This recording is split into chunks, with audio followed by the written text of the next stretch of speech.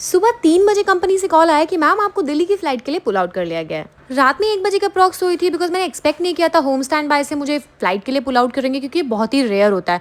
But aviation is all about this unexpected things, तो आप expect कर ही सकते हो यहाँ से, जो कि मैं कभी कभी भूल जाती हूँ बिकॉज थोड़ा कंफर्टेबल जो हो गई हूँ।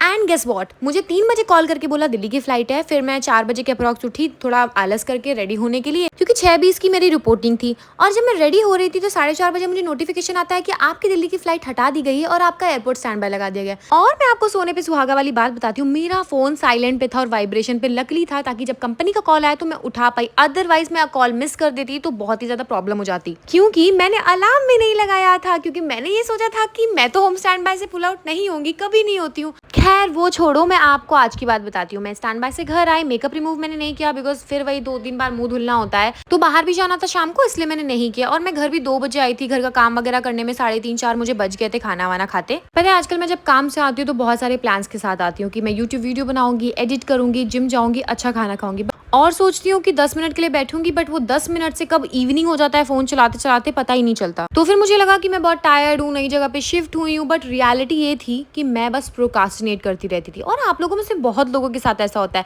बट मैं ये ना सच छुपाना नहीं चाहती, क्योंकि अगर घंटों रील चलाने की एनर्जी मेरे अंदर है तो मैं काम क्यों नहीं कर सकती। It's just all procrastination, right?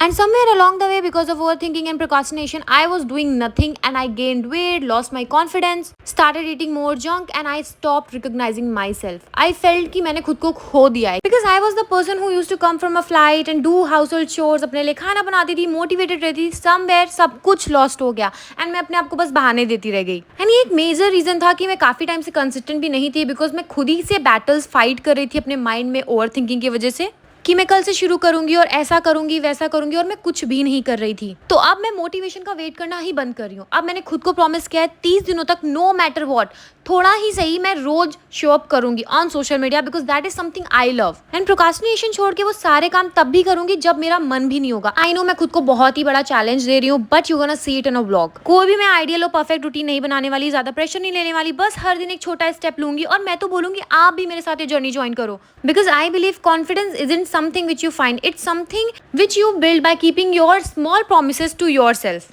And let's be honest, मैं बहुत टाइम से स्टक फील कर रही हूँ। कभी सोचती हूँ ये करूँगी, इंस्टाग्राम पे अच्छा करना है, यूट्यूब पे अच्छा करना है, एंड इन सब चक्करों में मैं कुछ भी अच्छा नहीं कर पा रही हूँ। और अगर आप भी बहुत स्टक फील कर रहे हो, डीमोटिवेटेड हो, और लगता है आपके अंदर एनर्जी नहीं, बट रियलिटी आप खुद से पूछोगे तो आपको पता है आप बस प्रोकास्टिनेट कर रहे हो, तो फिर क्या, ये सारी चीजें साइड हटाकर let's get our lives back together one day at a time. And this is my day 1।